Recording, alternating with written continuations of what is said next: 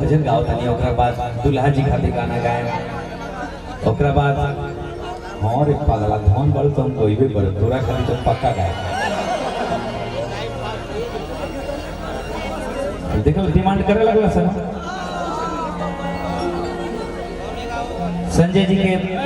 संजय राय जी के बहन के शादी बाटे, हमने सबके तरफ से बहुत बहुत बधाई संजय जी के। संजय जी के बहन हमने वो बहन आई पहल का गीत दुल्हा जी महाराज और दुल्हन खातिर समर्पित माई के चरण में भजन गाता।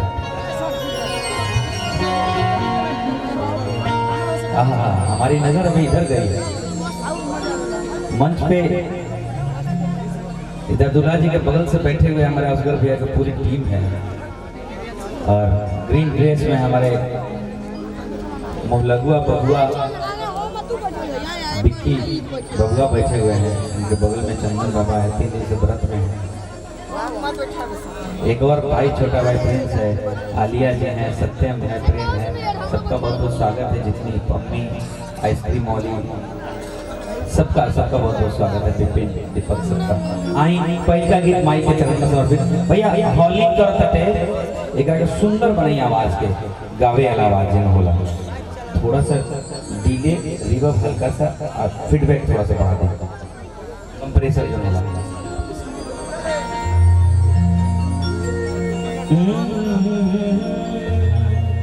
खोलिए ना, दम ना लगाओगे पड़े, राइफल में ताकत होके चाहिए तब ना गोली चली।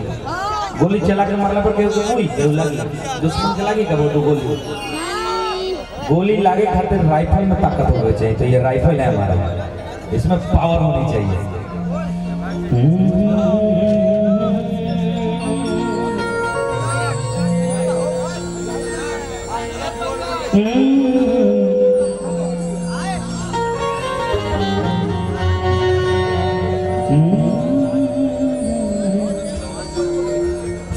सिटी का मारा था, गेनिंग कम करके रखिए, कंप्रेसर ये सब बढ़ा के रखिए। गेनिंग कम करिए ना तो सिटी मारेगा। हेलो हेलो हेलो हेलो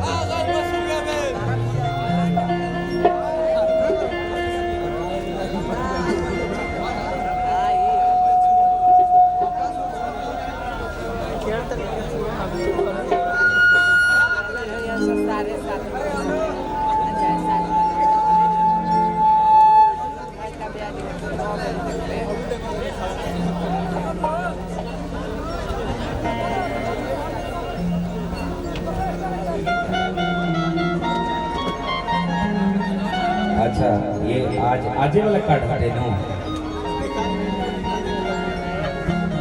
जय हनुमान फर्नीचर उद्योग सिलौरी सारा संजय राय जी। अच्छा संजय राय जी के फर्नीचर के काम बा, पलंग बा। अब के बियाह भइल विपिन डॉक्टर के करे को पलंग चाहिए। विनोद कुमार जी, संतोष कुमार जी, पंकज कुमार जी, ठाकुर प्रसाद जी, रमेश राय जी, सब लोग स्वागत करते भाई। बहुत बहुत शुभकामना हमारा तरफ से। अब ठीक होगा, सीटी ना मरी, लेकिन मॉनिटर में बढ़ा के रखें करा के।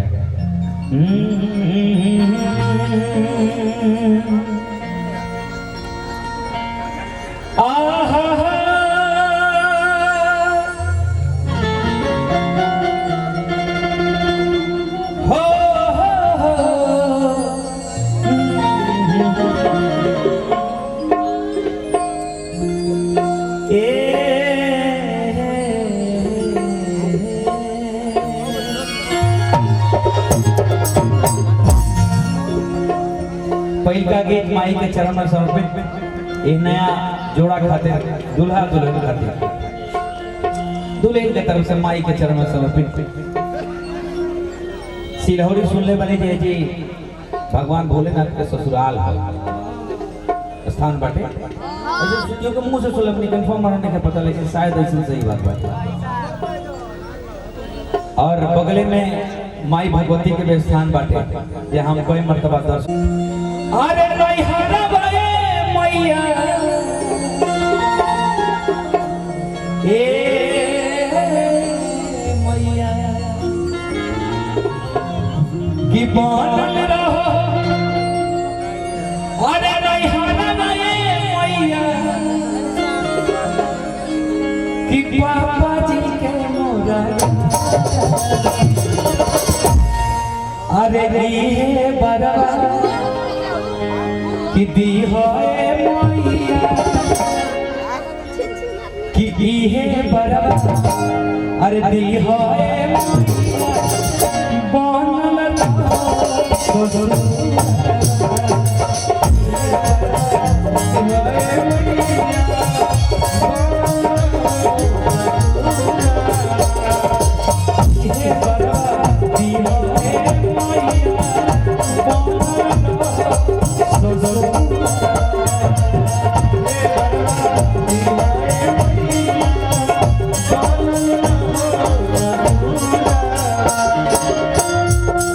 जी हमारे भाई लोगों का स्वागत है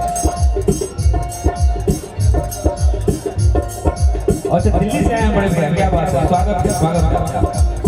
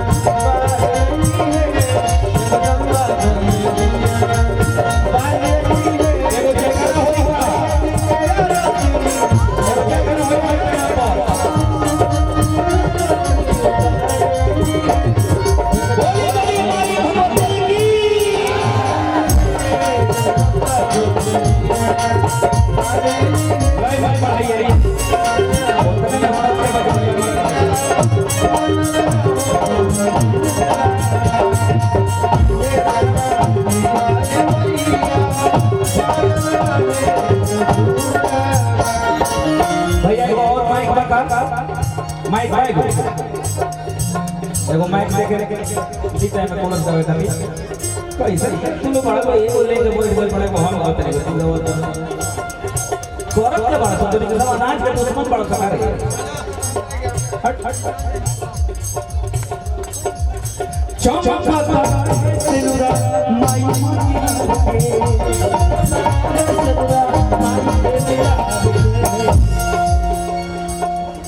और सही पावत रही बोलती के प्यार के सही पावत रही और सही पावत रही बोलती के प्यार के सही पावत रही अरे बोलती के प्यार के नैहर में भैया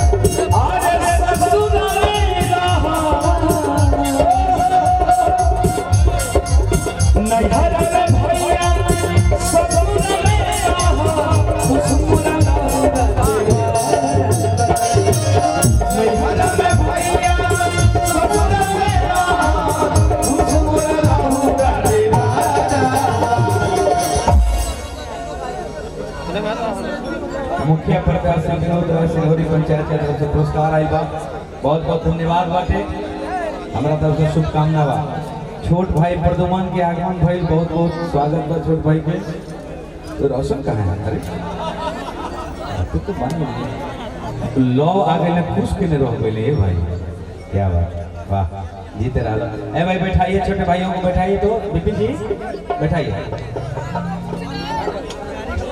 अरे नैहर में भैया हम ससुर में रहा अरे खुश मोरा लहरा देवा तो अरे ये बराती हो मैया कोमल रहो सोचो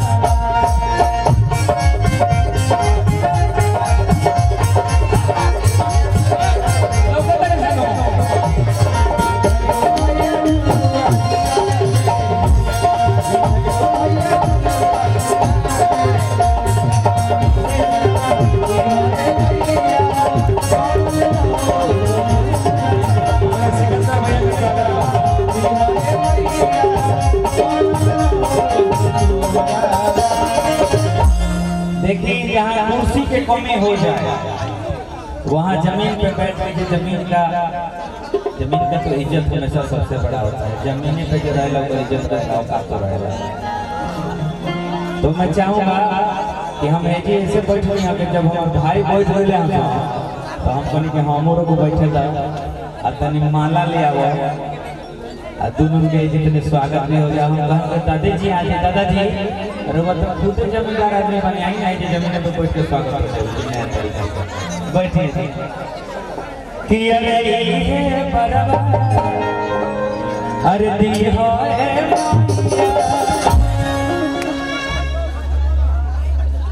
अच्छा खड़े खड़े खड़े खड़े खड़े खड़े बोलिए खड़े बोलिए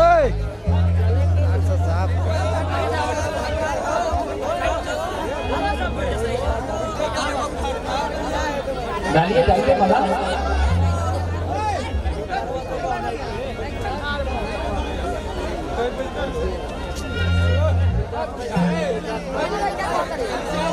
आगे सोना सर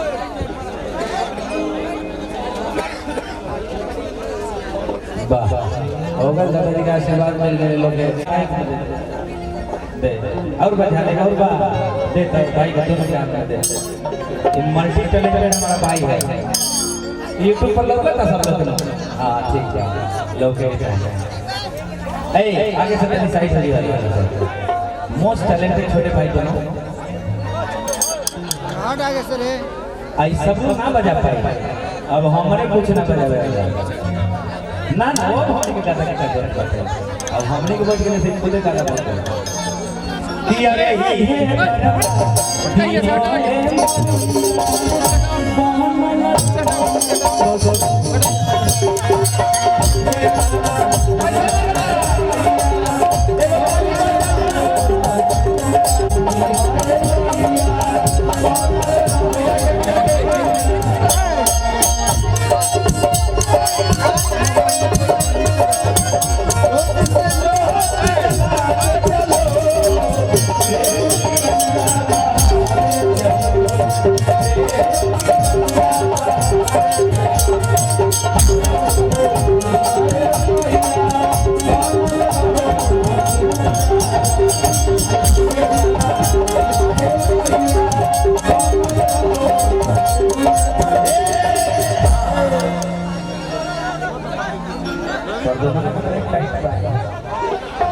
टाइप करा अच्छा एक्स्ट्रा दूसरा आगे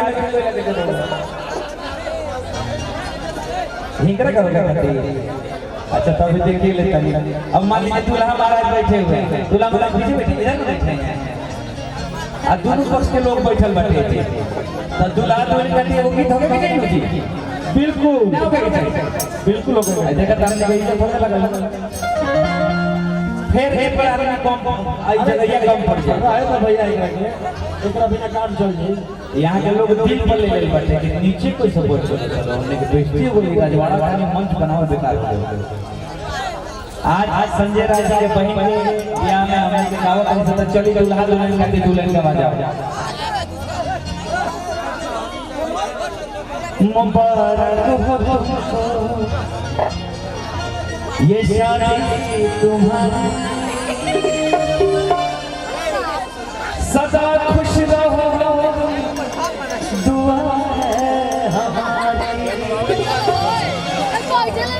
ये सिर्फ हमारा मुंह से नहीं कहने का, सबके हृदय से बात लाता है। आज सब लोग बताइए तो भाई भाई तुम्हारे कदम चूमे दुनिया सारी, तुम्हारे ये दुनिया सारी, ना कोई लान, बैठ के देखेगा सदा खुश रहो